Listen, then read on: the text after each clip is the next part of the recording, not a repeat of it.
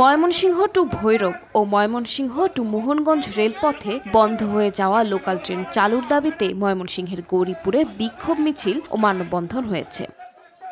শনিবার রাতে গৌরীপুর উপজেলা ও পৌর বিএনপির উদ্যোগে গৌরীপুর রেলওয়ে জংশনে এই কর্মসূচির আয়োজন করা হয়। ট্রেন চালুর দাবিতে বিক্ষোভ মিছিল করে বিএনপি। পরে একই দাবিতে স্টেশনের প্ল্যাটফর্মে মানববন্ধন করা হয়।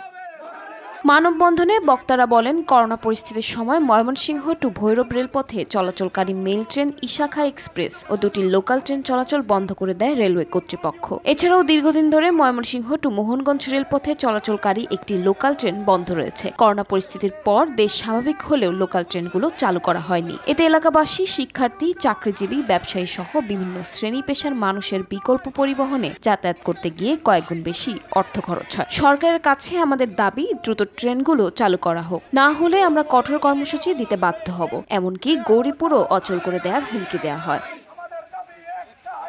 অন্তর্বর্তীকালীন সরকারের কাছে প্রত্যাশা করব যে আমাদের একমাত্র চলাচলের পথ ময়মনসিংহ যাওয়ার, অন্যান্য জায়গায় যাওয়ার সেই রেলপথ আমরা আবারও সচল চাই। আপনারা যদি আমাদের এই শান্তিপূর্ণ কর্মসূচিতে আপনাদের বোধোদয় না হয়, তাহলে আমরা আশা করি গৌরীপুরের জনগণকে নিয়ে আমরা দুর্বার আন্দোলন গড়ে তুলব। এই ট্রেনগুলো চালুর ব্যবস্থা করব। আমরা প্রত্যাশা করছি আমাদের যাতে ভিন্ন পথে যেতে না হয়।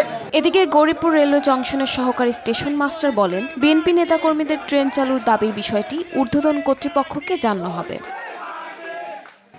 গৌরীপুর ময়মনসিংহ জংশনে মোহনগঞ্জ লোকাল এবং ভৈরব লোকাল চালুর জন্য গৌরীপুরের বিএনপির নেতাকর্মীরা মানববন্ধন করেন এবং আমাদেরকে জানান। আমরা ঊর্ধ্বতন কর্তৃপক্ষকে এ বিষয়ে অবগত করব, তারা দ্রুত পদক্ষেপ নেবে ইনশাআল্লাহ।